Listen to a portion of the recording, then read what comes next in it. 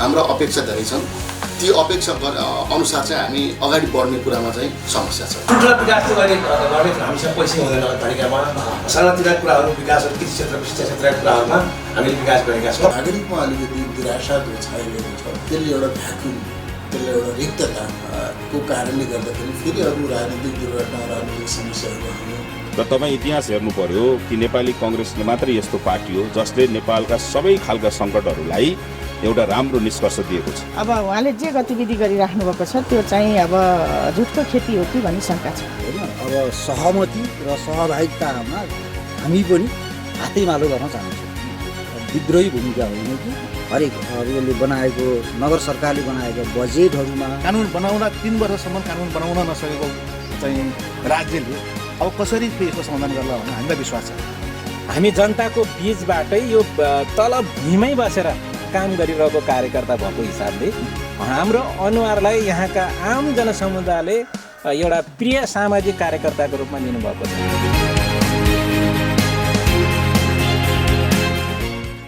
नमस्कार आदरणीय दर्शकवृन्द, स्वागत छ गोल्डन नाइट टेलिभिजनको साप्ताहिक प्रस्तुति मोफसल राजनीति विशेषमा आज हामी उपस्थित भइसकेका छौँ।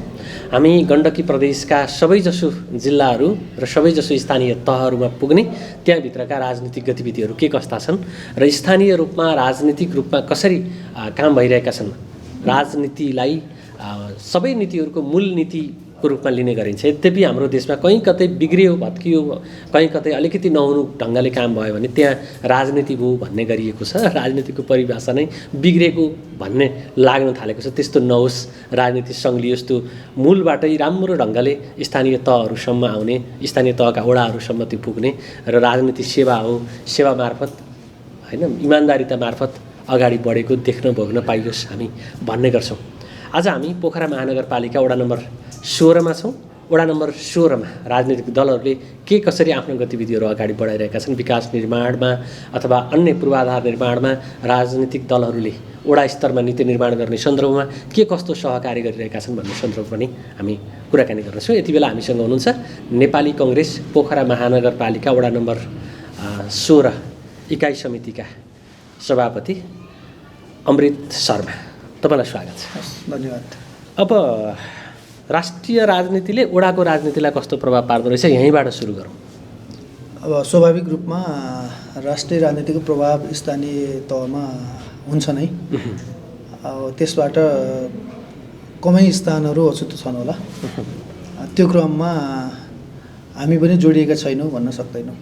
केन्द्रमा जस्तै जसले नै होडबाजी हुन्छ नि होइन, खुट्टा तान्ने प्रवृत्ति, त्यसपछि अर्काको दोषको थुप्रोमा टेकेर अग्लो बन्ने प्रवृत्ति राजनीतिक दलहरूमा देखिएको प्रवृत्ति, त्यस्तो त तपाईँहरू पक्कै गर्नु भएको छैन होला। वडामा त मिलेरै काम गर्नु भएको छ होला।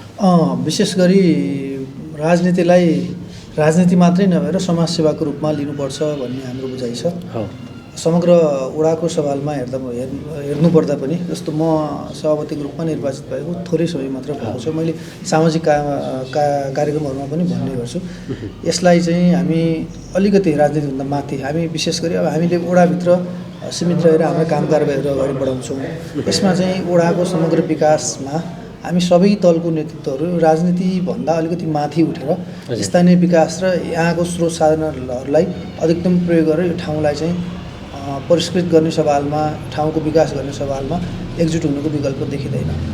अब यहाँ त तपाईँहरू प्रतिपक्षमा हुनुहुन्छ वडाको हिसाबले हेऱ्यो भने होइन, त्यो विकास निर्माण पूर्वाधार निर्माणको सन्दर्भमा तपाईँहरूसँग सहकार्य हुने कुरा, राजनीतिक दलहरूसँग सल्लाह गरेर अगाडि बढ्ने कुरा निर्वाचित नेतृत्वले त्यो गरे स्थिति छ कि छैन? त्यो क्रम अलिकति कम छ। त्यो क्रम अलिकति कम छ, नभएका होइनन्, कतिपय अवस्थामा भएका छन्।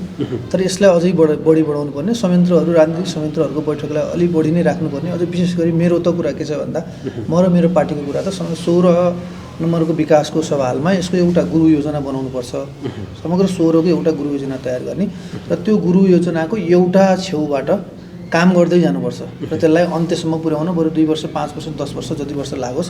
त्यसमा चाहिँ यो हाम्रो वर्ग, यो अर्कोको वर्ग, यो कङ्ग्रेस, यो एमाले भनेर विभाजित गरेर योजनाहरू दिनुभन्दा पनि गुरु योजना मार्फत हामीले प्लानिङ गरेर काम गर्न सक्यौँ भने छिटोभन्दा छिटो वडाले मुहार फेर्छ। यो वडामा विकास निर्माण पूर्वाधारहरू निर्माण गर्ने सन्दर्भमा आउने बजेटहरू त्यो मानिसहरूको विचारको आस्थाको आधारमा आएको जस्तो लाग्छ कि आवश्यकताको आधारमा आएको जस्तो लाग्छ?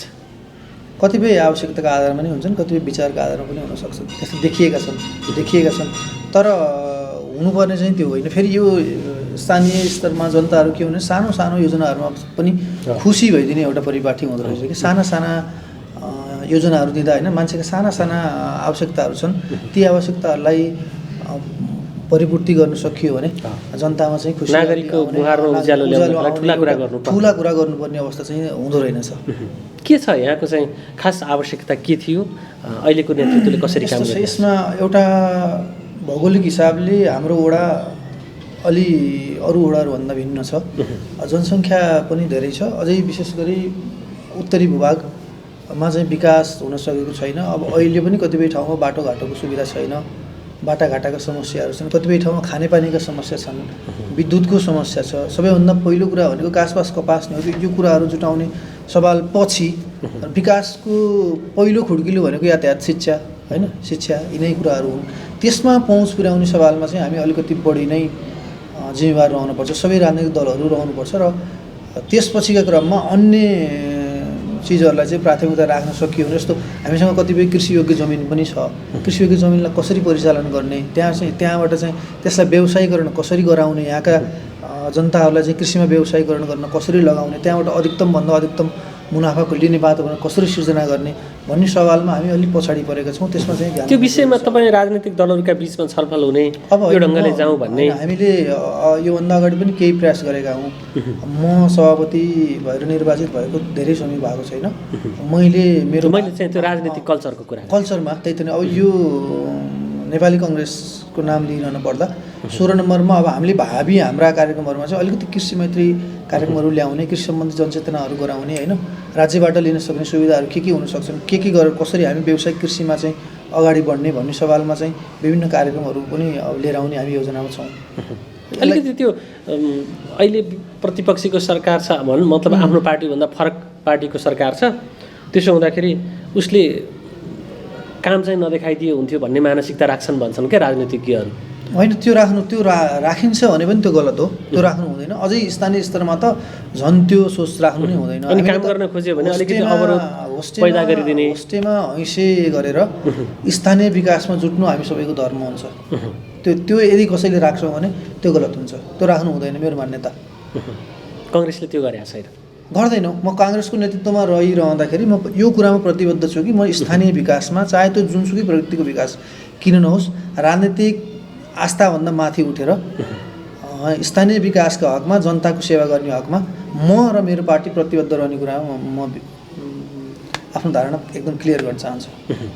त्यस्तो कुनै तपाईँ पाउनु भएको छ कि राजनीतिक रूपमा बायस भएको, अथवा चाहिँ यहाँनिर काम हुनु पर्थ्यो, यहाँनिर अलिकति विकृत रूप तपाईँले हेर्नुभयो भने त्यस्तो खालको समस्याहरू छन्, वडाले यहाँनिर यो चाहिँ गलतै गर्यो, हेर्नुहोस् है राजनीतिक रूपमा देखिएको विकृत नमुना भन्ने, अथवा चाहिँ हामी यहाँका राजनीतिक दलहरू मिलेर यो खालको उत्कृष्ट काम गरेका छौँ जो पोखराका अरू वडाका लागि या अरू भूगोल हामीलाई हेरिरहनुभएका दर्शकहरू हुनुहुन्छ, हामी कहाँ त राजनीति गरेर यस्तो गरिरहेछन्, त्यहाँ त यस्तो राम्रो रहेछ भन्ने के उदाहरण दिने, या के छ उत्कृष्टमा के होइन, त्यो नराम्रोमा के होइन। ठ्याक्कै यो उत्कृष्ट यो नराम्रो भनिरहनु भन्दा पनि एउटा कुरा के छ भने वडाका पनि आफ्ना समस्याहरू छन्। वडा आफैमा आम्दानीको स्रोत वडाको प्रशस्त हुँदैन। महानगरले दिएको 1.5 करोड रकमले अब यो हाम्रो जस्तो भूगोल भएको वडामा होइन, अब धेरै क्षेत्रमा विकास गर्न जरुरी छ। त्यो ठाउँमा वडा मात्रले सम्बोधन गरेर विकास हुने भन्ने सवाल त उठ्नै सक्दैन होइन। त्यो करिब 1 करोड 42-43 लाख गत वर्षको पनि त्यहाँभन्दा ठुलो एमाउन्ट छ जस्तो मलाई लाग्दैन।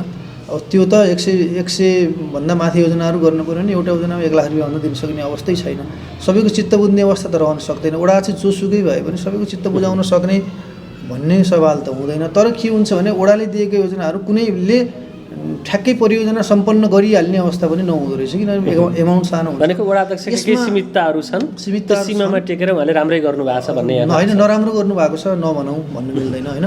तर के हो भने अब हामीले स्थानीय स्तरमा हाम्रा आवश्यकताहरू के हुन् होइन, हामीले चाहिँ जनतामाझ पुग्ने जनताका आवश्यकताहरू के हुन् त्यसको पहिचान गरेर त्यसलाई आफूभन्दा माथिल्लो निकायमा लैजाने र माथिबाट बजेट ल्याउने सवालमा चाहिँ एउटा अलिकति सक्षम भएन कि भन्ने मेरो भनाइ हो। अब अगाडि बढाउनका लागि त्यसरी विकास योजनाहरू ल्याउने सन्दर्भमा प्रभावकारिता ल्याउने सन्दर्भमा होइन वडाले कतिपय कस्तो पनि देखिन्छ भने राजनीतिक दलको पहुँचको सन्दर्भको कुरा गर्यो भने अहिले नेपाली कङ्ग्रेसको नेतृत्वमा केन्द्र प्रदेशको सरकार पनि छ होइन। हामी कङ्ग्रेसको तर्फबाट पहल गरेर यो योजना यहाँ ल्याउँ भनेर तपाईँले अगुवाई गरे पनि स्थिति हुन सक्ला नि त होइन। हामीले गरेका छौँ हामीले होइन। वडा अध्यक्षलाई ल तपाईँ यो गर्नुहोस् हामी यसरी ल्याउँछौँ भन्न हुन्छ होइन भनेका छौँ। मैले यो विषयमा वडा अध्यक्षलाई जानकारी पनि गराएको छु। म नेपाली कङ्ग्रेसको सभापतिको हैसियतमा रहिरहँदा अहिले प्रदेश सरकार र सङ्घीय सरकार नेपाली कङ्ग्रेस समेतको गठबन्धनमा जोडिएको सरकार छ। यसै क्रममा जस्तो भौतिक पूर्वाधार मन्त्रालय मार्फत पनि अहिले हामीले माननीय मन्त्री कुमार खड्काज्यूलाई यी कामहरू गर्नुपर्छ है भन्ने हिसाबमा सिफारिस गरेर के योजनाहरू ल्याउन सफल पनि भएका छौँ। त्यो विषयमा सहकार्य गर्न यी योजनाहरू आए है भनेर भन्ने सवालमा हामी वडासँग सहकार्य गर्न पछाडि हटेका छैनौँ। र मैले अघि पनि भने यो सवालमा के हुनुपर्छ भने वडा चाहिँ म यो पार्टीको हुँ अथवा म यो पार्टीको मैले उसँग सहकार्य गर्नु हुँदैन भन्ने भाव हामीले राख्नु हुँदैन। त्यो हाम्रो लागि घातक हुन्छ। र अलिकति राजनीतिक रूपमा भनौँ न पोखराको वडा नम्बर 16 यसो भेगिए हिसाबले हेऱ्यो भने यहाँबाट कर्मथलो बनाएर राजनीति गरेका मान्छेहरू उच्च तहमा पुग्या भेटिन्छ होइन त। मन्त्री भए होइन, सांसद छन् होइन, उनीहरूको त्यो फाइदा वडाले कतिको लिन सकेको छैन। यो कुरा चाहिँ एउटा हामीलाई दुर्भाग्य हो। हामीले हाम्रो वडाबाट धेरै उच्च नेतृत्वहरू उत्पादन हुनुभएको छ। त्यो अनुपातमा त्यो नेतृत्व विकास भइरहेको अनुपातमा उहाँहरूका आफ्नो पहुँचताको आधारमा हो भने आज हाम्रो वडा चाहिँ धेरै नै परिमार्जित भइसक्नु पर्थ्यो। त्यो चाहिँ हुन सकेको छैन। तर पछिल्लो क्रममा माननीय कुमार खड्काज्यूले चाहिँ आफ्नो वडालाई हेर्ने सवालमा केही अरू राजनीतिक अग्रजहरूले भन्दा केही फरक दृष्टिले हेर्नु भएको छ कि भन्ने एउटा महसुस चाहिँ गर्न सक्छ। अन्त्यमा के भन्नुहुन्छ? अन्त्यमा विकास मिलेर गर्ने चिज हो। विकासमा राजनीति गर्नु हुँदैन। हामी सबै दलका स्थानीय नेताहरू 16 को समग्र विकास गर्ने सवालमा राजनीतिभन्दा माथि उठ्न जरुरी छ, सहकार्य गर्न जरुरी छ। सहकार्यमा विकासलाई अगाडि बढाउन सकियो भने 16 को स्वरूप परिवर्तन हुन लामो समय लाग्दैन भन्ने मलाई लाग्छ। त्यसमा चाहिँ सबैलाई जोड दिने स्थानीयदेखि यहाँका विभिन्न सङ्घ संस्थाका प्रमुखहरू हुनुहुन्छ, राजनीतिक दलका प्रमुखहरू हुनुहुन्छ, सांसदहरू, वडाका जनप्रतिनिधिहरू सबैलाई चाहिँ एकजुट भएर अगाडि बढिदिनको लागि म हार्दिक आग्रह गर्दछु। धन्यवाद। दर्शकवृन्द, यति बेला हामीसँग हुनुहुन्छ नेपाल कम्युनिस्ट पार्टी एकीकृत मार्क्सवादी लेनिनवादी पोखरा वडा नम्बर 16 का अध्यक्ष राजेश गुरुङसँग हामी कुराकानी गर्दैछौँ। स्वागत छ यहाँलाई। अब वडा सरकार भनौँ न, स्थानीय सरकार त अहिले तपाईँहरूसँग छ होइन। विकास निर्माण पूर्वाधारको सन्दर्भमा यो पिरियड अब स्थानीय तहको चुनाव पनि आउँदैछ, कस्तो रह्यो? आफ्नो पार्टीको नेतृत्वको सरकारले काम कतिको गर्न सक्यो, जनतालाई कति खुसी राख्न सक्यो, उसको काम गराइले तपाईँ एमालेका नेता कार्यकर्ताहरूलाई कति खुसी लागेको छ? यो अहिले स्थानीय सरकार आइसकेपछि हाम्रो नेकपा एमालेको जुन स्थानीय सरकार छ, हाम्रो जीवन प्रसाद आचार्य नेतृत्वको, उहाँले चाहिँ तपाईँ पनि जनप्रतिनिधि हो नि? हजुर हो, म स्वयं पनि म वडा सदस्यको रूपमा छु, निर्वाचित भएको। पार्टीको हिसाबले हेर्दाखेरि चाहिँ यो टिमले यस अगाडिका जुन कामहरूका लागि विश्लेषण गर्ने हो भने अहिले पछिल्लो समयमा गरेको कामहरू चाहिँ एकदम आशा लाग्दो र त्यसलाई राम्रै भन्नुपर्छ। जनतालाई खुसी छन्? जनताहरू अधिकतम मलाई लाग्छ खुसी नै छन्। मैले पाएको फिडब्याक अनुसार काम गर्दाखेरि चाहिँ एउटा हुन्छ नि, त्यो कुराहरू बुझ्दाखेरि राम्रै काम गरे जस्तो लाग्छ, राम्रै काम भए जस्तो हुन्छ। कतिपय सन्दर्भमा सत्तारूढ पार्टीका नेताहरूले अलि बढी बेनिफिट लिन खोज्छन् यस्ता खालका चुनावहरूमा जितिसकेपछि भन्ने छ क्या। त्यो कार्यकर्ता पोस्ने प्रवृत्ति होइन, काम गर्ने सन्दर्भमा अलि ठेक्कापट्टा आफ्ना नजिकका आसेपासेहरूलाई दिने गर्छन्। चुनावमा लागिहाल्यो, दिन त परिहाल्यो होइन, त्यस्तो छ भन्छन्। त्यो मैले पनि त्यस्तो सुन्छु, नसुनेहरू त्यस्तो कुराहरू हुन्छ। तर हामी काम गर्ने सवालमा म आफै पनि एउटा जनप्रतिनिधि हिसाबले काम गर्दाखेरि यो मैले त्यस्तो कुराहरू त्यस्तो मेसमा पाइनँ। मैले त्यो यस्तो हुन्छ जस्तो मलाई लागेन। कार्यकर्ता पोस्ने भन्ने कुराहरू त्यो आफै लाग्दा पोस्ने शब्द त अलि बढी होला कि तपाईँहरूलाई चुनावमा सहयोग गरे नि त होइन, उनीहरूले त्यो काम अरूले पनि गर्ने, यो दिउँ त के भयो भन्ने त होला नि त। त्यस्तो मेरो व्यक्तिगत कुरामा हुनुहुन्छ र मेरो साथी टिम साथीहरूको हेर्दाखेरि मलाई पनि त्यस्तो कार्यकर्ताहरू पोस्नु यस्तो कुराहरूको चाहिँ सन्देश जाने हिसाबको त्यस्तो काम भयो जस्तो लाग्दैन। हामीले चाहिँ करिब के हो भने सबै एउटा सादा जनप्रतिनिधिको रूपमा आइसकेपछि सबैले समेट्नुपर्छ, त्यो आफ्नो त्यो अर्काको भन्ने कुरामा चाहिँ टाढै रहनुपर्छ भन्ने हाम्रो पनि सुरुबाट नै हाम्रो प्रतिबद्धता थियो। कतिपय सन्दर्भमा तपाईँहरूले राम्रैसँग काम गर्नु तर विपक्षीले त्यस्तो ढङ्गले देख्ने पो भएको हो कि? 16को सवालमा हाम्रो वडा नम्बर 16को सवालमा चाहिँ प्रतिपक्षका साथीहरूले पनि खासै त्यस्तो भने जस्तो त लाग्दैन। उहाँहरू पनि एकदमै राम्रो गर्नुभयो चाहिँ मैले अधिकतम त्यस्तो पाएको छु। सबै दलहरू मिलेरै काम सबै दलहरू मिलेर समेटेरै काम गरेको चाहिँ हाम्रो प्रयास पनि त्यो रह्यो र त्यसमा चाहिँ हामी अतिरिक्त रूपमा सफल पनि भयो। वडा अध्यक्ष अलि सक्रिय भए जस्तो देखिने, अरू जनप्रतिनिधिहरूको भूमिकै नभए हो कि होइन? हाम्रो भूमिका नपाए हो कि? होइन, जीवन प्रसाद आचार्यज्यूको चाहिँ एउटा सहयोगी त्यो हिसाबले मेरो व्यक्तिगत हिसाबमा भन्नुहुन्छ, म राजेश गुरुङले चाहिँ एउटा सामान्य वडा सदस्यको रूपमा काम गर्थेँ। उहाँले मलाई सहयोगकै प्रशस्त गर्नुभयो, मैले राम्रो प्लेटफर्म पनि पाएँ। सायद त्यही काम गर्दा गर्दा हुन्छ आज अहिले चाहिँ भर्खरै सम्पन्न चाहिँ एउटा पार्टीको वडा कमिटीको अध्यक्षमा पनि मैले पनि त्यो फेरि एउटा अर्को अध्याय एउटा काम गर्ने मौका पाएको छु। त्यो हिसाबले चाहिँ टिमका अन्य 4 जना साथीहरूले पनि एकदमै राम्रोसँग वडा अध्यक्षज्यूलेबाट पनि राम्रो सहयोग गर्नुभएको छ। त्यसमा मैले अघि कङ्ग्रेसको अध्यक्षलाई पनि सोधेँ, राजनीति भने त राम्रो कुरा होइन, नीतिमध्येको नीति, उत्तम नीति, सबै कुरालाई गाइडेड गर्ने, तर स्थानीय अहिले त विद्यालय व्यवस्थापनको जिम्मा पनि स्थानीय तहलाई छ होइन? वडाभित्रको विद्यालय संरचनाहरू तपाईँले हेर्ने हो, त्यहाँको व्यवस्थापन समिति बनाउँदाखेरि होस् अथवा टोल विकास संस्था बनाउँदा होस्, मेरो निकटको आउनुपर्छ भन्ने मान्यता राजनीतिक दलहरू राख्ने र फरक पृष्ठभूमिबाट आयो भने त्यसलाई असहयोग गर्ने प्रवृत्ति छ भन्छ। तपाईँको वडामा त्यस्तो भएको महसुस छ कि छैन? हाम्रो वडामा चाहिँ खासै त्यस्तो चाहिँ मलाई त्यस्तो भयो जस्तो लाग्दैन। तैपनि आफ्नो निकटको आइदियोस् भन्ने त हुन्छ हुन्छ। पार्टीगत रूपमा चाहिँ तपाईँको अब त्यो कसैले त्यस्तो सोच्या होला नि, त्यो अलग कुरा भयो। हाम्रोमा चाहिँ के कस्तो छ भन्दाखेरि राजनीतिक तपाईँको विचारधाराबाट चाहिँ अलिकति माथि उठेर अब आफ्नो ठाउँको चाहिँ एउटा विद्यालय होस्, कुनै पनि कुरा संस्थागत समस्या विकास हुनुपर्छ, हातेमालो गरेर अगाडि बढ्नुपर्छ भनेमा हामीमा पनि एकदम एउटा चाहिँ कोअर्डिनेसन चाहिँ हामी चाहिँ भइरहेको छ।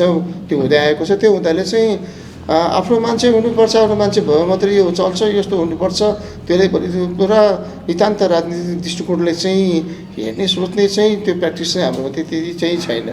कहिलेकाहीँ तपाईँहरूले विकास निर्माणका कामहरू गर्दाखेरि बजेट छुट्याउँदाखेरि त्यो क्षेत्रमा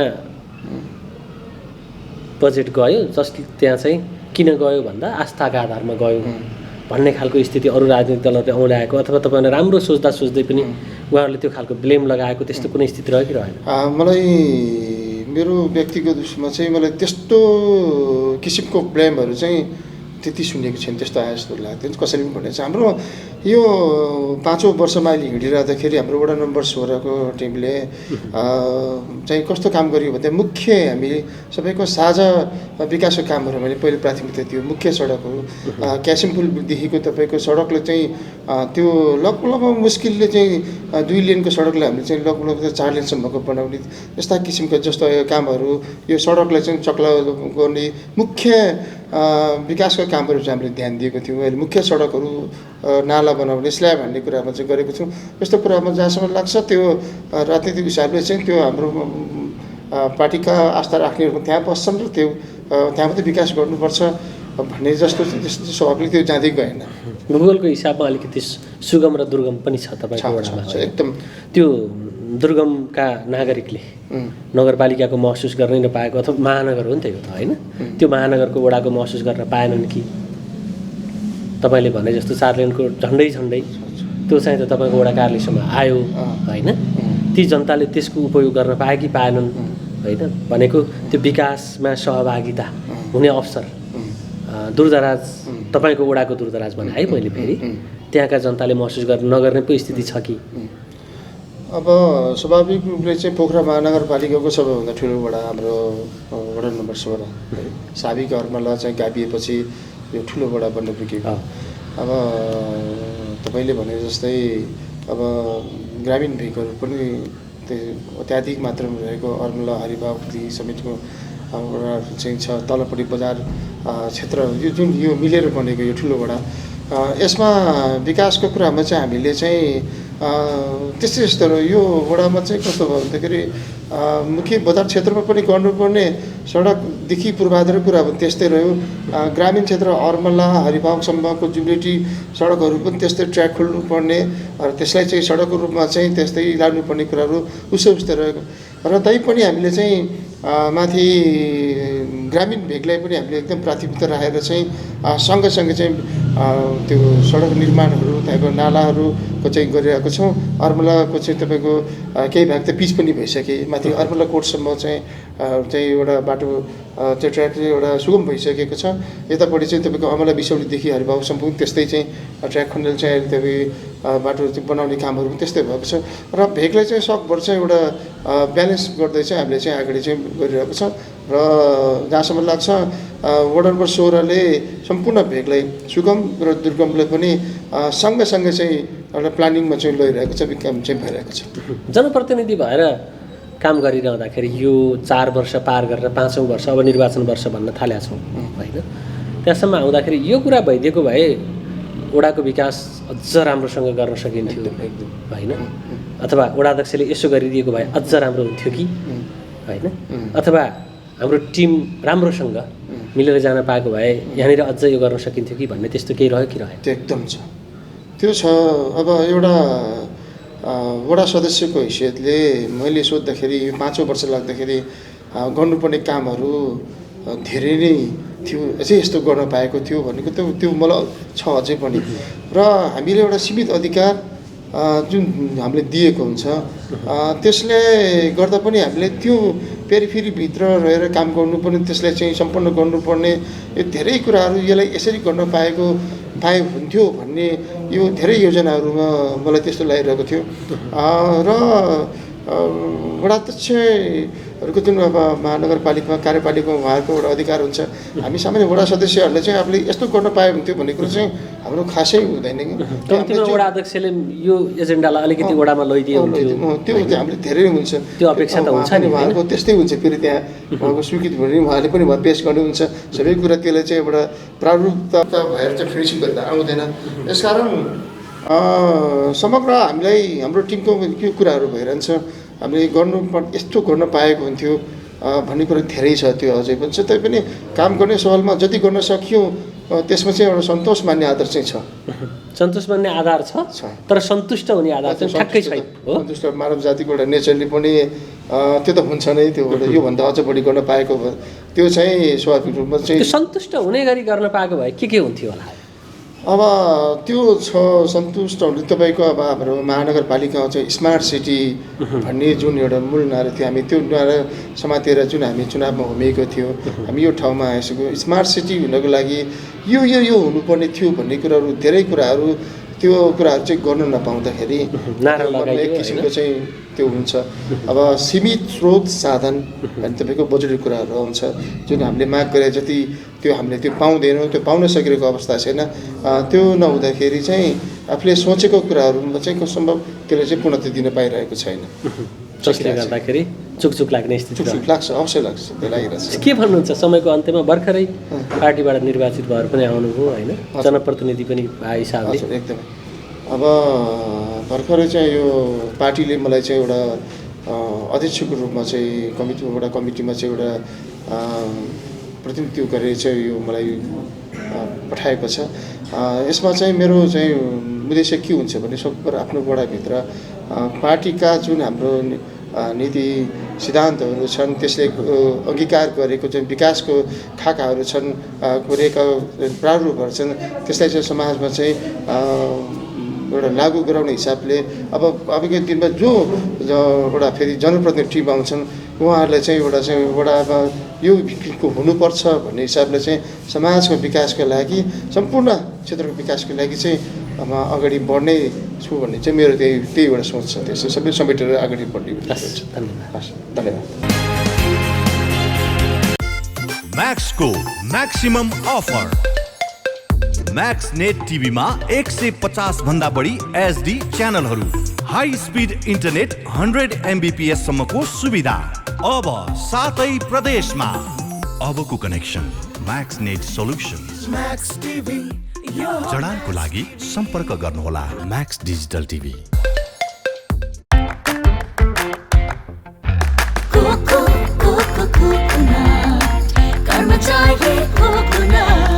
स्वादिलो छ, मिठो छ, सबैभन्दा टेस्टी छ।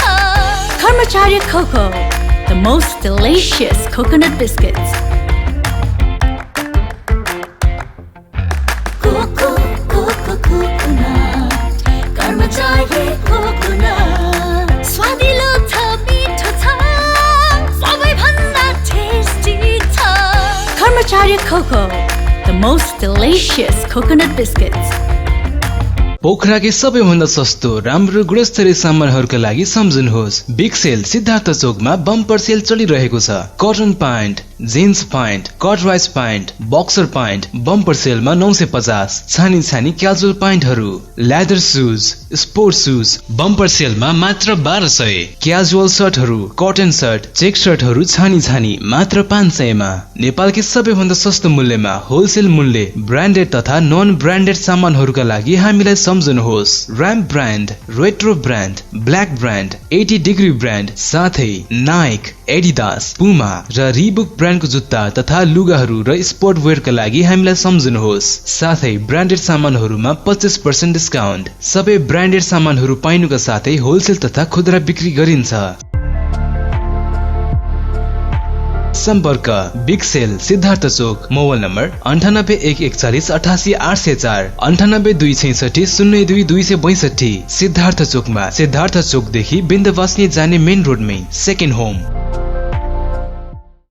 लेखनाथको मुटु अर्गौं चोक अनि अर्गौं चोकमा अवस्थित विशाल एग्रो स्टोर्स। तपाई हाम्रो दैनिक जीवनमा अति आवश्यक पर्ने ताजा तरकारी, फलफूल, खाद्यान्न लगायत सम्पूर्ण सामानहरू चाहिएमा हामीलाई सम्झनुहोला। हाम्रा सेवाहरू दूध, दही, खाद्यान्न तथा ताजा लोकल तरकारी, फलफूल, सुपथ तथा होलसेल मूल्यमा पाइनुका साथै होम डेलिभरीको पनि व्यवस्था रहेको छ।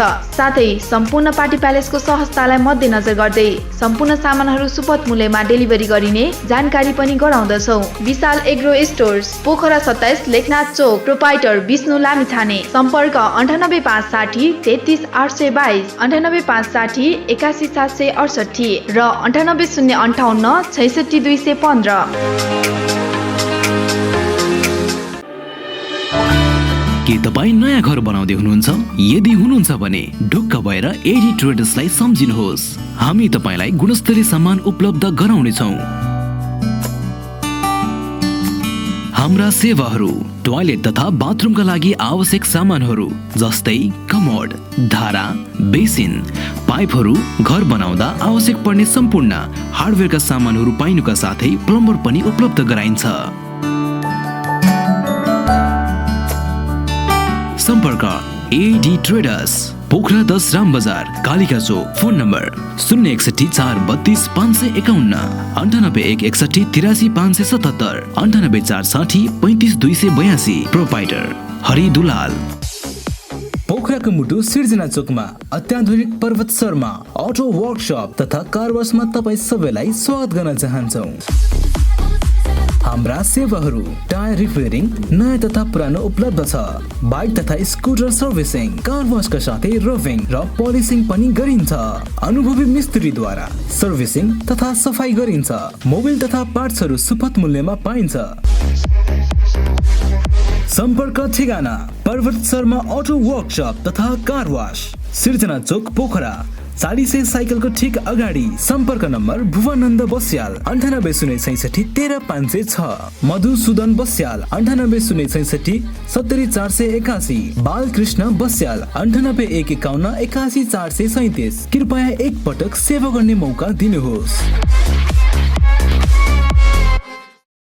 आजको लगानी भविष्यको सुनिश्चितता, सुन्दर अनि आकर्षक व्यक्तित्व देखिनका लागि रेखा सुन चाँदी पसल। हाम्रा सेवाहरू रानीहार, मिनिहार, सिक्री, चोकर, छड्के तिलहरी, कण्ठगेडी, नौगेडी, कटारे गेडी, फुलगेडी, चन्द्रहार, हमले माला, बीज बन्दा, सिरफुल, चन्द्रमा क्लिप, औठी, कर्की बिया, औठी बेरुवा, औठी छापा, कुसे औठी, पाउजु, बिच्छी कङ्गन, चुरा, बाला, हात्ती पुच्छर बाला, ठुला साना पञ्चरत्न तिलहरी जन्तर पेङ्लिङ साथै तयारी सुनका आकर्षक गहनाहरू चाँदीका गरगहना तथा सामानहरू अर्डर अनुसारको गरगहना राशि अनुसारको बहुमूल्य रत्न पत्थरहरू चाहिएमा हामीलाई सम्झनुहोस् रेखा सुन चाँदी पसल Bagar 1 Pokhara phone number 061536452 9801435504 proprietor Amrit Gahatraj पोखराको मुटु चिप्लेढुङ्गामा अवस्थित Himalayan garden market Chipledhunga Nepali Congress party कार्यालय सँगै हाम्रा सुविधाहरू निशुल्क पार्किङको व्यवस्था बाल उद्यानको सुविधा बाबु नानीहरू खेल्नका लागि फराकिलो र सुरक्षित स्थान झरना प्राकृतिक मनोरम दृश्यको अवलोकनको लागि विशेष सुविधा सस्तो र सुलभ मूल्यमा गुणस्तरीय वस्तुहरूको उपलब्धता खाजा र मनोरञ्जनको लागि शान्त सफा र सुरक्षित स्थानको उपलब्धता व्यवसाय साथै सभ्य र उत्कृष्ट व्यवहारको पहिचान हिमालयन गार्डन मार्केट उत्कृष्ट स्थान सीमित सटरहरू मात्र बाँकी रहेकाले इच्छुकहरूले तुरन्तै सम्पर्क गर्नुहोला सम्पर्क Himalayan garden market Chipledhunga 4 Pokhara Kaski mobile number 9840 32154। दर्शकबिन्द आजको बसाइमा हामीले पोखरा महानगरपालिका वडा नम्बर 16 मा राजनीतिक रूपमा स्थानीय विशेषमा कुराकानी गरिरहेका छौँ। राजनीतिक दलका नेताहरू त्यसै गरी जनप्रतिनिधिसँग पनि हामी कुराकानी गरिरहेका छौँ। यति बेला हामीसँग हुनुहुन्छ पोखरा महानगरपालिका वडा नम्बर 16 का अध्यक्ष हामीसँग रहनु भएको छ जीवन आचार्य। स्वागत छ। नमस्कार गोविन्द। अब यहाँ चाहिँ वडामा अध्यक्षको रूपमा निर्वाचित हुनुभएको 4 वर्ष पुरा भएर 5औं वर्षमा रनिङ छ होइन? 5औं वर्षलाई निर्वाचन वर्ष भन्ने गरिन्छ। त्यो निर्वाचनको बेला जनतामा जाँदाखेरि यहाँले एउटा पार्टीको घोषणापत्र लानुभयो होइन? अर्को त्यसमा चाहिँ थप व्यक्तिगत केही प्रतिबद्धता पनि जाहेर गर्नुभएको थियो। यो 4 वर्ष व्यतीत भइसक्दाखेरि त्यो कुरा यसो पल्टाएर हेर्नु भएको छैन? होइन, हेरिया छ। मैले व्यक्तिगत रूपमा त मैले यो गर्छु भनेर चुनावको बेलामा भनिनँ, तर पार्टीको घोषणापत्र पार्टीले बनाएको घोषणापत्रलाई नै हामीले जनताको घर दैलोमा लिएर गयौँ र जनतासँग अनुरोध गऱ्यौँ। प्रत्येक जनताको घरमा गयौँ र हामीलाई भोट दिनुभयो भने यो वडाको विकासको लागि तपाईँहरूका समस्या समाधानको लागि हामी निरन्तर रूपमा लाग्नेछौँ भनेर एक खालको प्रतिबद्धता जनायौँ र जनताले हामीलाई विश्वास गरेर मतदान दिनुभयो। मुख्य गरी पार्टीको घोषणापत्र अनुसारै हामी चाहिँ अगाडि बढेका छौँ र घोषणापत्र बाहेक पनि अरू वडाका आवश्यकता अनुसारका कामहरू हामीले गरेका छौँ। कति सन्तुष्ट हुने अवसर रहे? सन्तुष्टि कसरी लिने भन्ने कुरा हो। सन्तुष्ट त हामी छौँ, तर हामीले जे सोचेका थियौँ नि 74 साल वैशाख 30 गतेको निर्वाचनमा हामी गएर जेठ 14 गते शपथ ग्रहण गरेर जब पदभार ग्रहण गऱ्यौँ त्यो बेलामा हामीसँग पनि धेरै महत्त्वाकांक्षा थियो। हामी धेरै चिज गर्छौँ भनेर सोचेका थियौँ, तर हामीले सोचेका सबै कुरा हामीले गर्न सक्ने वातावरण बनेन। धेरै कुराले हामीलाई साथ दिएन। एक त संहिता कार्यान्वयनको लागि यो पहिलो अभ्यास थियो स्थानीय सरकार। जनताका अपेक्षाहरू धेरै थिए। लगतै प्रदेशको निर्वाचन भयो, केन्द्रको निर्वाचन भयो। त्यस पछाडि प्रदेश सरकार र केन्द्र सरकारसँग समन्वयको कुरा रह्यो, सहकारीको कुरा रह्यो। संविधानमा पनि सहकारी समन्वय सहअस्तित्वको आधारमा यी 3टा सरकार चल्ने कुरा छ। त्यही अनुसारै हामी चाहिँ रह्यौँ। तर स्थानीय सरकारले गर्ने कामहरू पनि प्रदेश र केन्द्र सरकारले त्यही ढङ्गका डुप्लिकेसनका कामहरू भए। साना साना योजना पनि प्रदेश र केन्द्रले पनि वितरण गर्ने, मान्यहरूले वितरण गर्ने कुरामा इन्ट्रेस्ट लिनुभयो, जुन कुराले गर्दा स्थानीय सरकारको मर्मअनुसार हामी जान सकेनौँ भन्ने लाग्छ। संविधानको मर्मअनुसार सँगसँगै जनताका अपेक्षा यति धेरै थिए कि स्थानीय तहका जनप्रतिनिधिसँग मात्रै जनता ठोकिन्थे। यद्यपि प्रदेश र केन्द्रका सांसदहरू दिनदिनै भेट्न त असम्भव छ जनतालाई। उहाँहरू पनि हुनुहुन्छ, जिम्मेवार हुनुहुन्छ, लाग्नुभएको छ। तर जनताका हरेक समस्यासँग ठोकिने भनेको स्थानीय तहका जनप्रतिनिधि नै थिए। र अनि सँगसँगै हामीले कोभिड होला, यो महामारी सङ्क्रमण फैलिएला, योसँग हामी जुझ्न पर्ला भन्ने त हामीले नसोचेको एउटा घटना विगत 2 वर्ष अगाडिदेखि त आयो। र कोभिडले गर्दा पनि हामीले सोचे जस्तो कामहरू गर्न सकेनौँ र बजेट कार्यान्वयन पनि त्यो ढङ्गले गर्न सकेनौँ। बजेटका सीमितता रहे र जनतासँग नयाँ ढङ्गको कोर्स भयो। जनतालाई कसरी जोगाउने, जनताको जीवधन कसरी सुरक्षा गर्ने, कसरी सङ्क्रमणबाट जोगिनको लागि PCR परीक्षण गर्ने अनि कसरी खोप लगाउने भन्ने कुराहरू रह्यो। बल्ल हामीले एक चरणको सन्तोष प्राप्त गरेका छौँ। त्यसमा खोप लगभग सबै जनतालाई हामीले खोप लगाएका छौँ। यद्यपि 18 वर्षभन्दा मुनिका बालबालिकाहरूको खोप बाँकी छ र यो बिचमा हामीले धेरै राम्रा मान्छेहरू गुमाउन पर्यो कोभिडको कारणले। हाम्रै वडामा पनि त्यसको पीडा पनि हामीसँग छ। नसोचेका घटनाहरू पनि घटे र विकास निर्माणको तहमा हामीले थालेका कामहरू एउटा अन्तिम चरणमा लैजाने समयमा हामी छौँ। सानातिना कामहरू तत्काल गर्न सकिन्छ भने अलि ठुला योजनाहरू अन्तिम तहमा हाम्रा वडाका योजनाहरूलाई लैजाने चरणमा छौँ। यद्यपि हामी चाहिँ 100मा 100% नै सफल भयौँ। जनताकोसँग गरेका बाचा प्रतिबद्धता सबै पुरा गऱ्यौँ भन्ने तहमा म पुग्न सकेका छैन। पोखरा महानगरपालिका वडा नम्बर 16 को वडा अध्यक्ष जीवन आचार्य तुलनात्मक रूपमा थप भाग्यमानी यो अर्थमा कि वडा नम्बर 16 लाई नै बेस बनाएर राजनीति गरेका नेताहरू राष्ट्रिय राजनीतिमा कोही मन्त्री बन्न पाउने स्थिति, प्रदेशमा मन्त्री बन्ने स्थिति, सांसद बन्ने स्थिति हैन, अथवा छिमेकी या पेरिफेरीका वडाका राजनीति गरेका व्यक्तित्वहरू जसले उनीहरूले आफ्नो ठाउँमा केही गरौँ भनेर थोथरै गरिदिँदाखेरि पनि धेरै काम हुन सक्ने स्थिति थियो। त्यस कारणले पनि अलिकति भाग्यमानी हो भन्छन् है। त्यो हिसाबले फाइदा लिन सकियो। त्यो हिसाबले मैले प्रदेश र केन्द्रका मान्यजीहरूसँग समन्वय गर्ने कुरामा, मन्त्रीज्यूहरूसँग समन्वय गर्ने कुरामा मैले कमी राखेको छु जस्तो लाग्दैन। हामी मन्त्रालयमै गएर भेटेका छौँ। मन्त्रीहरूसँग आएपछि गफहरूमा पनि हामी सहभागी भएका छौँ।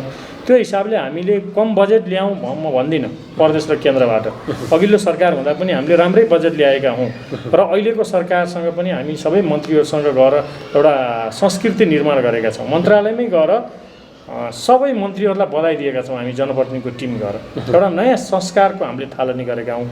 यद्यपि मन्त्रीज्यूहरूले हामीसँग समन्वय गर्न आवश्यकता ठान्नुभएको छैन जस्तो लाग्छ अहिलेका प्रदेशका मन्त्रीहरूले। किन भन्दा उहाँहरूलाई उहाँहरूका पार्टीका कार्यकर्ताहरू नै सम्पर्क गर्दा नै हुन्छ भन्ने सोच्नुभएको छ। अर्को अर्थमा उहाँहरूलाई चुनाव लागेको छ, नजिकै गरेको चुनाव लागेको छ। तर सरकारमा बस्ने मान्छेले चुनाव लाग्यो भनेर त्यो व्यवहार गर्न मिल्दैन। वडामा आएको हरेक विकासलाई कार्यान्वयन गराउनको लागि हामी चाहिँ मन्त्रीज्यूहरूसँग सहकार्य गर्न चाहन्छौँ। तर सहकार्य कसरी गर्ने, अलि वडाबाट सिफारिस लिनको लागि मात्रै आउने, अरू कुरामा कुनै छलफल सरसल्लाह नहुने खालको व्यवहार पछिल्लो चरणमा देखिया छ। यो वास्तवमा सङ्घीयताको लागि पनि यो दुर्भाग्य हो। भनेको जति बेनिफिट पाउनु पर्थ्यो वडाले हजुर त्यति पाउन सकेका छैन भन्ने हो। उहाँहरूले आफ्ना कार्यकर्ताहरू नै लिएर हिँड्न थाल्नु भएको छ। स्थानीय तहका जनप्रतिनिधिसँग समन्वय गर्न छोडेर आफ्ना तहका कार्यकर्ता नै लिएर कार्यकर्ता मार्फत बजेट बाँड्दै हिँड्न थाल्नु भएको छ। यसको अर्थ मन्त्रीजीहरूलाई चुनाव लागेको छ। तपाईँले वडा मार्फत गर्ने विकासका सन्दर्भमा पनि त्यसै गर्नुभएको छ भन्छन् है? होइन, हामीले उपभोक्ता समिति बनाउँदा सबै दलका साथीहरूलाई राखेका छौँ। मैले हरेक वर्ष हरेक पार्टीका जनप्रतिनिधिहरू पार्टी सभापतिहरूलाई अथवा पार्टी प्रतिनिधिहरूलाई योजनाका अनुगमन गर्न म आफूले हरेक वर्ष हामीले लिएर गएका छौँ।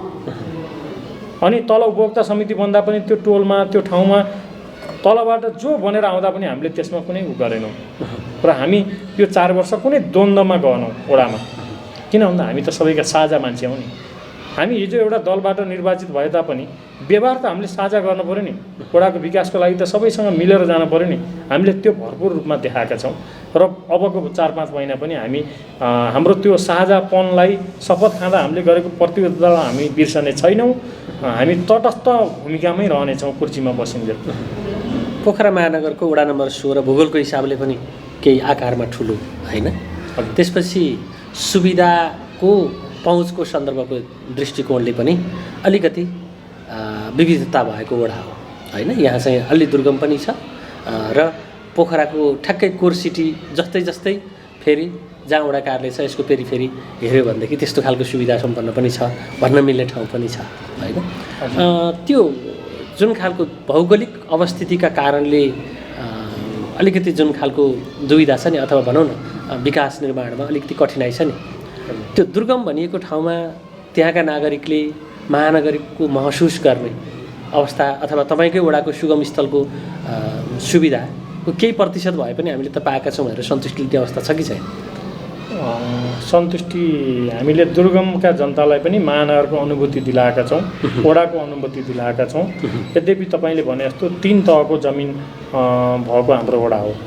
एउटा डिप साइड बाटोचोर लामाचोर साइड जस्तो ठाउँहरू पनि छ। अर्को दोस्रो साबिकको अर्मलाको जोगीमडी जुनसम्म एरिया जोगीमडी बजार जस्तो एरिया छ बिचको खण्ड। अर्को तेस्रो भनेको भौगोलिक रूपमा विकट अर्मलाकोट हरिपाक त्यसपछि रेयाले पातले यता नेपान्थोक पुरेचौर रन्जेत गर्ल्याङ जस्ता ठाउँहरू अलिकति विकट ठाउँहरू पनि छ। 3 तहको धरातल भएको हाम्रो वडा छ र यो 3 तहमा आवश्यकता फरक फरक छन्। एक ठाउँको आवश्यकता अन्त मिल्दैन, जहाँ जे आवश्यकता हो त्यो अनुसारका विकासका कामहरू हामीले सुरु गरेका छौँ र हामीले वडामा दीर्घकालीन विकास 5 वर्ष 10 वर्ष 15 वर्षपछि हाम्रो वडा कस्तो हुन्छ 20 वर्षपछि हाम्रो वडा कस्तो हुन्छ भनेर एउटा दीर्घकालीन विकासको योजनालाई हामीले अगाडि सारेका छौँ। हामीले वडाको एउटा प्रोफाइल पनि बनाएका छौँ।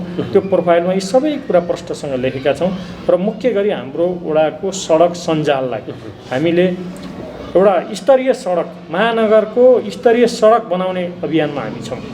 सो अन्तर्गत क्याइसिङ पुलदेखि माथि नालामा स्ल्याब पनि नभएको अवस्था थियो अहिले हामीले क्याइसिङ पुलदेखि त देख्नुहुन्छ सडक विस्तार गरेका छौँ, चक्ल्याएका छौँ। जनताले आफ्ना गेट फालेका छन्, आफ्नो जमिन दिएका छन्। सडक चक्ल्याउने त अभियानै हामीले सुरु गऱ्यौँ। महेन्द्रखुवासम्मको सडक आज महानगरको सबैभन्दा राम्रो सडक मध्येमा पर्छ। त्यस्तै सडक हामीले लामाचौर जाने सडकलाई अघिल्लै वर्ष टेन्डर भएर बिचमा काम भइरहेको छैन, ठेकदारसँग सम्पर्क भइरहेको छ। तर नेपालमा समस्या के छ भने कतिपय ठेकदारहरूले प्रथम ठेकदारले दोस्रो पक्षलाई दिने अनि दोस्रो ठेकदार फेरि बिचैमा भाग्ने, अहिले त्यहाँ त्यस्तो चरण देखिएको छ। त्यही पनि हामीले त्यसलाई फलो गरिरहेका छौँ। लामाचौर चोकसम्म पनि हामी अस्पताल पिचलाई अगाडि लैजाने गरी टेन्डर भइसकेको छ, जहाँसँग लाग्छ अर्मलाकोटका जनतालाई एउटा कनेक्टिङ सडकमा हामीले अर्मलाकोट जाने सडकलाई रोजेका छौँ। र यो वर्ष पनि महानगरबाट 2 करोड रुपियाँबाट पिच हुँदैछ। अघिल्लो वर्ष करिब 7 करोडको काम भयो। हामी आइसके पछाडि करिब 15-16 करोडको काम अर्मलाकोट जाने सडकमा भएको छ र एउटा अर्मलाकोटसम्म सहज ढङ्गले जनता जान सक्ने गरेर हामीले सडकलाई बनाएका छौँ। त्यसै गरी हरिपाउ मुला छर्ने जुन सडक हो त्यो सडक 54 सालमा खनेको सडक बल्ल अहिले आएर पिच हामीले सम्पन्न भएको छ। त्यसै गरी घार्मी खोलादेखि जोगीमडी तुङ्के पानी ट्याङ्की घट्टेकुना कालामुडासम्म जाने सडकलाई हामीले टेन्डरमा राखिसकेका छौँ। त्यो सडकको नाला थिएन, त्यो सडकको दोहोरो नाला हामीले बनाएका छौँ। अरू बाटोचौर लामाचौर क्षेत्रका भित्री शाखा सडकहरू लगभग 80% सडकहरू हामीले हाम्रो कार्यकालमा पूर्ण भइसकेका छन्। सडकको हिसाबले हामी चाहिँ धेरै सडकहरू हामीले बनाएका छौँ भने अर्मला क्षेत्रका केही सडकहरू जुन ग्रामीण बेल्टका सडकहरू ती स्तर उन्नति गर्न बाँकी छन्। ट्र्याक हामीले सबै खनेका छौँ। यो विकास भन्ने बित्तिकै एउटा चाहिँ भौतिक विकास होइन, अर्को मानवीय उनीहरूको जीवनस्तरमाथि उठाउने कुरा होइन, उनीहरूको शैक्षिकदेखि विभिन्न सूचकहरू छन् होइन, त्यसलाई माथि ल्याउने कुराहरू हुँदो रहेछ होइन। तपाईँको वडा नम्बर 16 भन्ने बित्तिकै अलिकति दलित समुदाय पनि बस्ने होइन, उनीहरूको सिप विकास गर्ने कुराहरू पनि होला। त्यसपछि महिलाहरूको अवस्था पनि कतिपय सन्दर्भमा दयनीय स्थितिमा हुनसक्छ, तिनीहरूको जीवनस्तरलाई माथि उठाउने कुरा सिपमा ढाल्ने कुराहरू होला। कतिको काम हुन सके ती कुराहरू? हामीले सबै क्षेत्रमा कामहरू गरेका छौँ। दलितहरूको क्षेत्रमा पनि हामीले दलितहरूको क्षमता वृद्धिका कुरा, उनीहरूलाई उद्यमशीलतामा जोड्ने कुरा, उनीहरूलाई जस्तो सिलाइ कटिङ तालिमदेखि लिएर ब्युटी पार्लर ट्रेनिङदेखि लिएर ड्राइभिङ निःशुल्क ड्राइभिङदेखि लिएर उनीहरूलाई अपग्रेड गराउने कुरामा हामीले धेरै क्षेत्रसँग समन्वय गरेर कामहरू गरेका छौँ।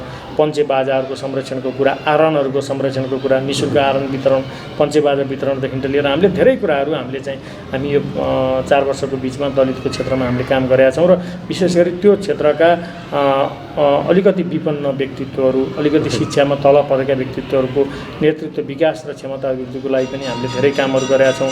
उद्यमशीलतामा जोडेका छौँ, उहाँहरूलाई सानसाना उद्योगहरू पेसा व्यवसाय गर्नुपर्छ भन्ने कुरामा जोडेका छौँ। कृषिमा हामीले जोडेका छौँ, एउटा व्यवसायिक खालको कृषिमा जानुपर्छ भनेर हामीले एउटा कृषि सञ्जाललाई सक्रिय बनाएका छौँ। त्यो मार्फत पनि धेरै कामहरू गरेका छौँ।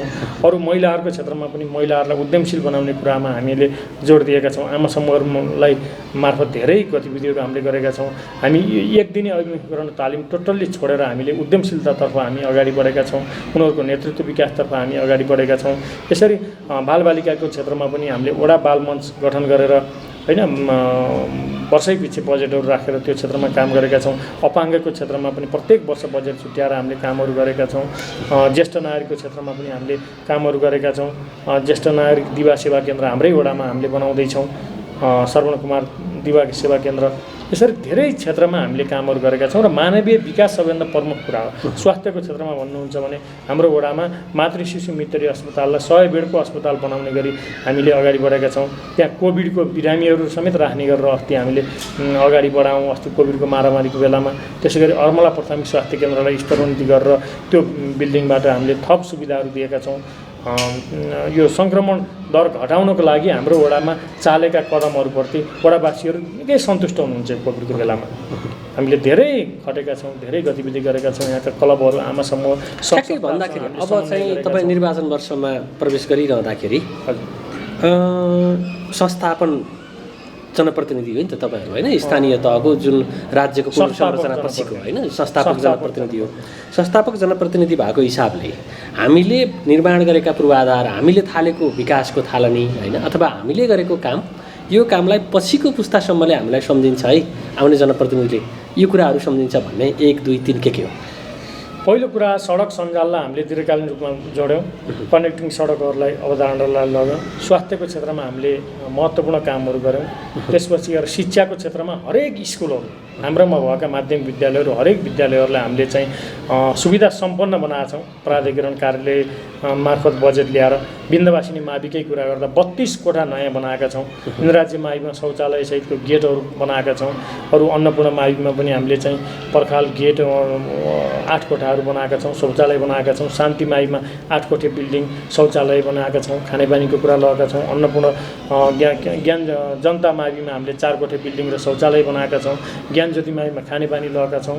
त्यसपछि सीता प्रावि अर्मला कोटकोमा हामीले बिल्डिङ र खानेपानी त्यो शौचालय बनाएका छौँ। शिक्षाको क्षेत्रमा त हामीले आमूल परिवर्तन गरेका छौँ। भौतिक संरचनाको हिसाबले त हामी सुविधा सम्पन्न संरचना बनाएका छौँ र त्यहाँको शैक्षिक गुणस्तरको लागि पनि हाम्रो वडामा रहेका बोर्डिङ स्कुल बराबरको तरिकाले एउटा गुणस्तरीय शिक्षा दिलाउनको लागि हामीले वडा शिक्षा समिति मार्फत धेरै गतिविधिहरू अगाडि बढाएका छौँ र यी दीर्घकालीन रूपमा पछिसम्म महत्त्व राख्छन् यस्ता कुराहरूले। त्यसै गरी कृषिको क्षेत्रमा हामीले व्यावसायिक कृषिलाई प्रमोट गरेका छौँ। एउटा कृषि हाट बजार पनि हामीले निर्माण गरेका छौँ। यद्यपि त्यो कृषि हाट बजारलाई नियमित गर्ने कुरामा, मानिसहरूले त्यहाँ आफ्नो उत्पादनलाई ल्याएर दिने कुरामा धेरै समस्याहरू देखिन्छ। व्यावसायिक ढङ्गको कृषि उद्यमशीलतामा हामीले लगाएका छौँ। मानिसहरूलाई, युवाहरूलाई त्यसरी प्रोत्साहन गरेका छौँ। धेरै विदेश बसेर आएका युवाहरूले कृषि पेसालाई अँगाल्नु भएको छ। सँगसँगै टुरिज्मको क्षेत्रमा हामीले अर्मलाकोट, चोकोडाँडा फुड ट्र्याक निर्माण गरेका छौँ। गरल्याङ झुप्राङकोटको फुड ट्र्याकलाई सुरुवात गरेका छौँ। ढिकी डाँडा पर्यटक क्षेत्रको रूपमा विकास गरेका छौँ। त्यहाँ थुप्रै रिसोर्टहरू बन्दैछन् अहिले व्यक्तिगत लगानीमा पनि। आज हाम्रो वडामा हिजोसम्म रिसोर्टहरू थिएनन्, अब अहिले 5-6वटा त रिसोर्ट हाम्रो वडामा बनिसकेका छन्। बनिसकेपछि पर्यटकीय रूपमा पनि निजी क्षेत्र पनि आकर्षित हुने वातावरण हामीले बनाएका छौँ। महेन्द्र गुफा, चमेर गुफाको वृहत विकासका लागि योजनाहरू अगाडि सारेका छौँ। यहाँ भएका अरू गुफाहरूलाई सँगसँगै जोडेर जाँदैछौँ। भनिसके पछाडि यसरी दीर्घकालीन विकासका कुराहरूलाई हामीले लिएर गएका छौँ र होमस्टे मार्फत एउटा पर्यटन प्रवर्धनको लागि पनि 4-4वटा होमस्टे हाम्रो वडामा सञ्चालित छन्। यो हिसाबले हाम्रो वडा वास्तवमा महानगरको एउटा महत्त्वपूर्ण वडा, धेरै क्षेत्रफल ओगटेको वडा, धेरै मतदाता भएको वडा पनि पर्छ।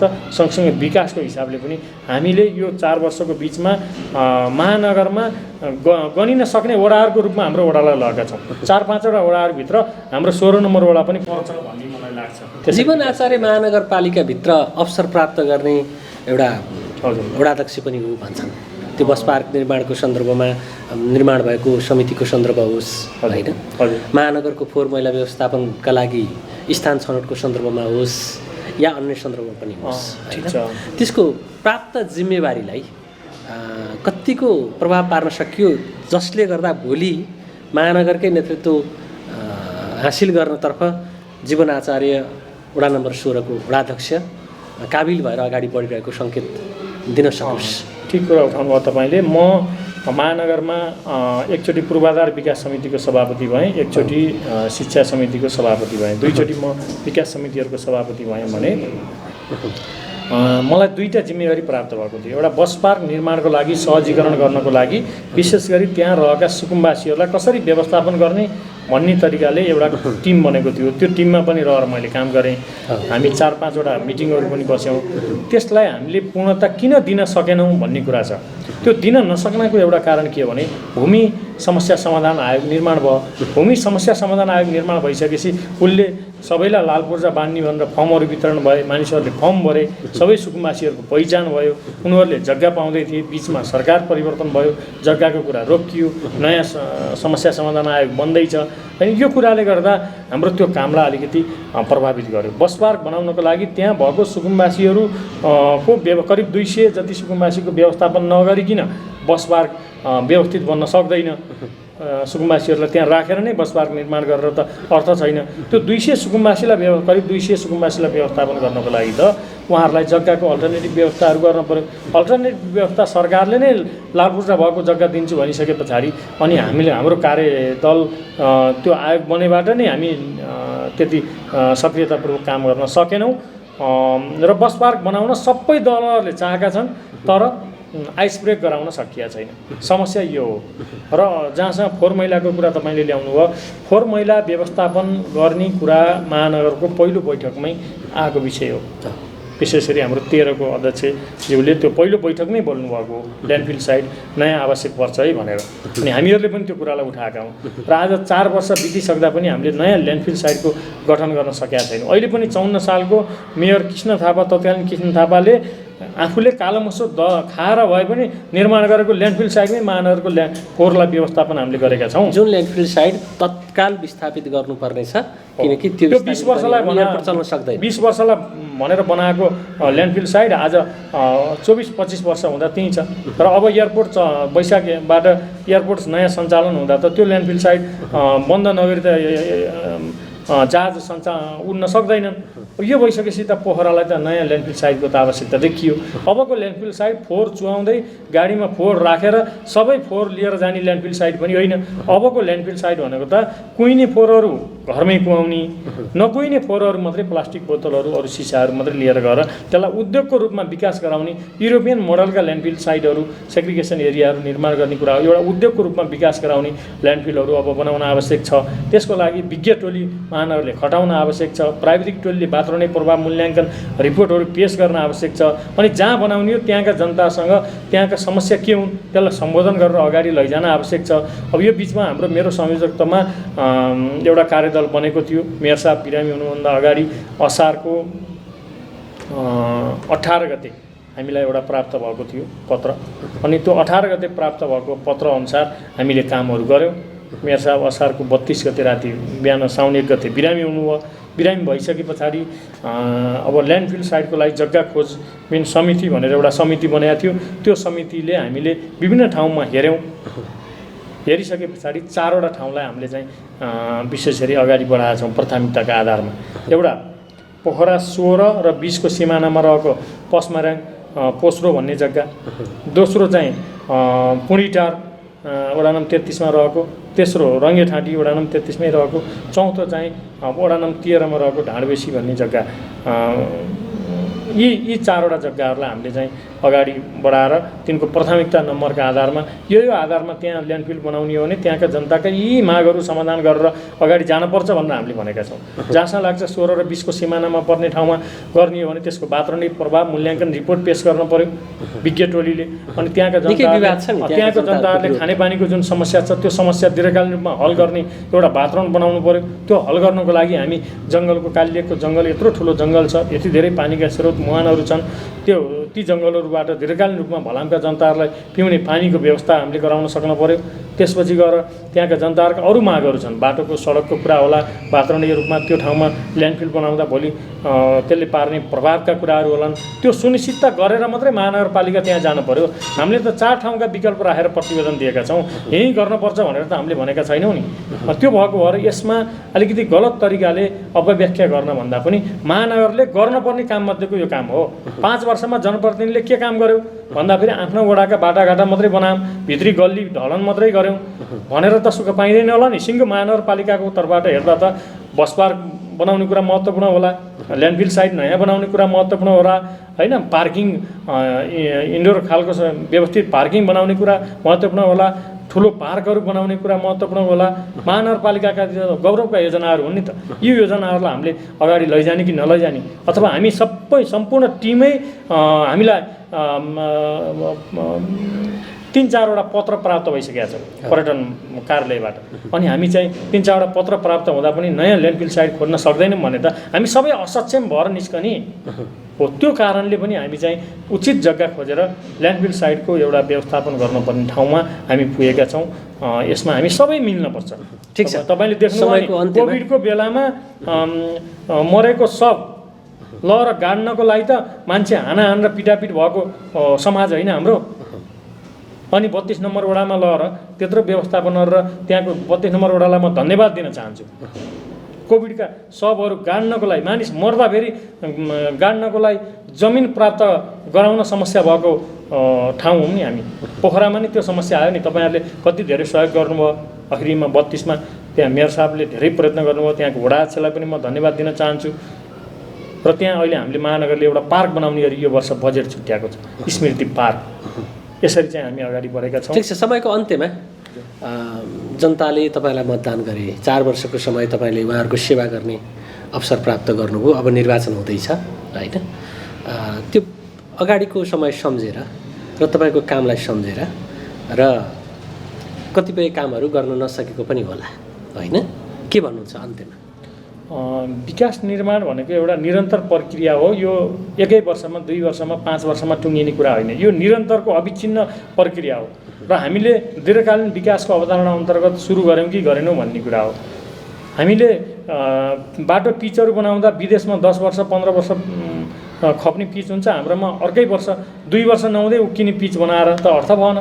कमसेकम हामीले गरेका विकास त दीर्घकालीन दिगो विकासका कुराहरू हुनु पऱ्यो। केही कामहरू बाँकी छन्, अब आउने टिमले, अब आउने जनप्रतिनिधिले गर्न आवश्यक छ। ती कामहरू हामीले थालेका कामहरूलाई निरन्तरता दिन आवश्यक छ। केही भित्री सडकहरू सबै ठाउँ बनाउन नसकेका ठाउँमा बनाउन पर्ने होला, मुख्य सडकहरूलाई स्तरोन्नति गर्नुपर्ने कुरा होला, यहाँको मानवीय विकासको लागि जानुपर्ने कुरा होला। एउटा खेल मैदान, व्यवस्थित खालको खेल मैदान वडा नम्बर 16मा बनाउन अति आवश्यक देख्छु म। जमिनको अभावले गर्दा हामीले त्यसलाई अगाडि बढाउन सकेका छैनौँ। यी कुराहरू छन्। र एउटा वडा नम्बर 16लाई शिक्षाको हब, पर्यटनको हब, खेलकुदको हब, यो 3 चिजको हबको रूपमा हामीले विकास गर्न आवश्यक छ। र पोखराका सभ्य सुसंस्कृत एउटा बौद्धिक मानिसहरू बसेको वडा हो भनेर हामीले चिनाउन आवश्यक छ। किन भन्दा यो वडा धर्मनाथ थापा जन्मिएको वडा हो, यो वडा कवि कुलबहादुर केसी भएको वडा हो, यो वडा राजनीतिज्ञ बलराम तिमली सिन्हा जन्मिएको वडा हो, यो वडा सोमनाथ अधिकारी प्यासी जस्ता राजनीतिज्ञ जन्मिएको वडा हो। वर्तमानमा त हामी छौँ। झलकमान गन्धर्व जन्मिएको वडा हो यो वडा। यो धेरै महत्त्वपूर्ण अर्थ राख्छ यो वडाले। त्यसकारण हिजोका यी अग्रजहरूलाई सम्मान गर्दै वर्तमानमा हामी एउटा सशक्त ढङ्गले हिँड्न आवश्यक छ। जुनसुकै दलका साथीहरूले पनि हिजोको पुर्खाहरूले थालेका यी इतिहासहरूलाई संरक्षण गर्दै हामी अगाडि जान आवश्यक छ। चुनाव हो, चुनावबाट त व्यक्ति जो पनि आउन सक्छ, तर हामीले पुराना चिजहरूलाई, पुराना हाम्रा व्यक्तित्वहरूले थालेका कामहरूलाई कहिल्यै पनि बिर्सन हुँदैन, मलाई त्यो लाग्छ। र म सम्पूर्ण वडावासीहरूलाई अनुरोध गर्न चाहन्छु, यो 4 वर्ष लगभग 42-43 महिना तपाईँहरूको बिचमा हामी एक ढङ्गले खट्यौँ बिहानदेखि बेलुकासम्म। तपाईँहरूलाई हरेक हिसाबले तपाईँहरूका कामहरू, अपेक्षाहरू कति पुरा गर्न सकियो सकिएन ती आफ्नो ठाउँमा छ, तर हामीले इमान्दार प्रयत्न गऱ्यौँ भन्ने लाग्छ। यद्यपि केही सल्लाह सुझाव भए तपाईँहरूले हामीलाई भेटेर पनि दिन सक्नुहुन्छ, फोन मार्फत दिन सक्नुहुन्छ होइन, अरू सामाजिक प्रविधि मार्फत पनि दिन सक्नुहुन्छ। सबैको सहयोग सल्लाह सुझावको अपेक्षा गर्छौँ। यहाँ भएका सबै राजनीतिक दलहरू विकासमा मिलेर साझेदारी गरेर वडा नम्बर 16लाई महानगरको एउटा महत्त्वपूर्ण र नमुना वडा बनाउने काममा हामी सबै मिलेर लाग्नको लागि म अनुरोध गर्छु। यिनै कुराहरू राख्दै आज जुन मौका गोल्डन नाइट टेलिभिजनले प्रदान गर्यो यसको लागि पनि म टेलिभिजन परिवारलाई तपाईँहरूलाई धेरै धेरै धन्यवाद व्यक्त गर्न चाहन्छु। धन्यवाद, नमस्कार।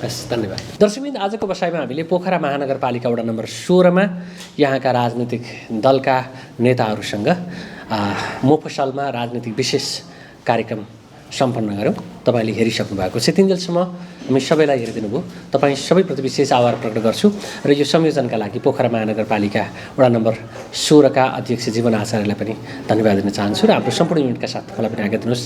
नमस्कार।